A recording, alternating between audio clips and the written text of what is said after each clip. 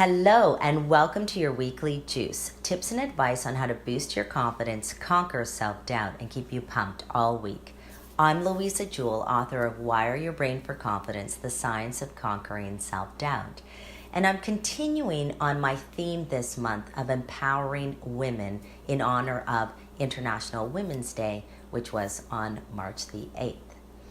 So today I want to continue on with my discussion about ruminations. And ruminations is when you think about something over and over and over again and you can't get it out of your head. And as I discussed in my last week's weekly juice, it is the number one contributor to female depression. So here's another tip for you on how you can reduce your own ruminations, and that is to let go of perfectionism.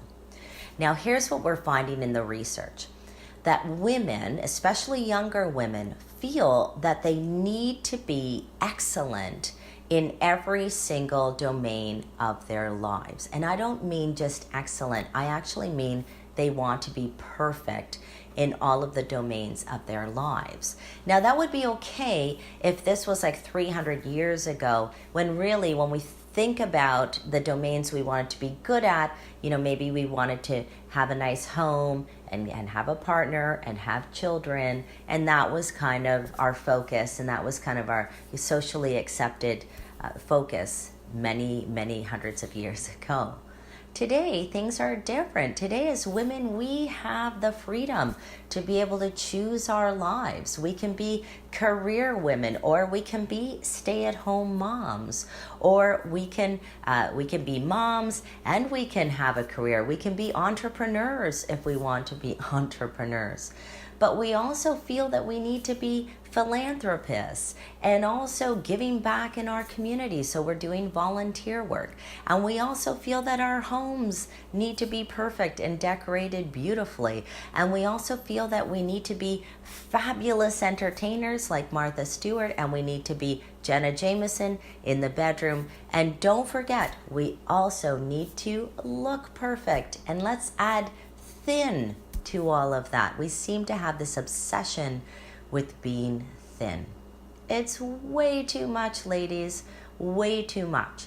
And when we think that we need to be excellent or perfect in all of these domains in our lives, and of course we never can be because that's impossible, then we always feel that we're never good enough.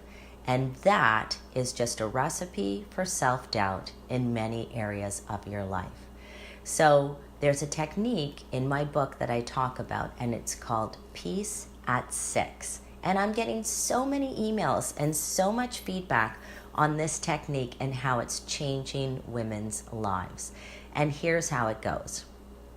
I was in a course once, a coaching course, and we do this technique in solution-focused coaching where you kind of say, well, where are you at right now on this goal from 0 to 10?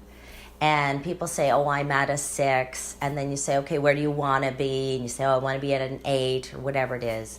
And, that's typically how the conversation goes using that, we call it a scaling technique. So when I was in my course and I was watching a very trained facilitator teach this scaling technique, she said that she had a client who she asked him, so where are you on the scale of 0 to 10? He said 6. And she said, where do you want to be? And he said, I'm good at 6. And I thought to myself, what? Aren't we always striving to be excellent? Shouldn't we always be striving to be a 10? And then I realized the beauty in just being content and peaceful at 6. I immediately started to think about, well, where am I going to be peaceful and content at a 6 and not worry so much that I have to be a 10 in everything? So housework came to mind. I am terrible at housework. I have a cleaning lady, thankfully, who comes every Thursday and cleans my home. But, for the most part, my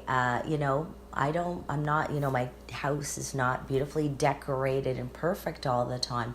And I thought, you know what? I need to stop stressing about the fact that my home isn't perfect and I need to just start accepting, because I'm doing lots of other great things in other areas of my life.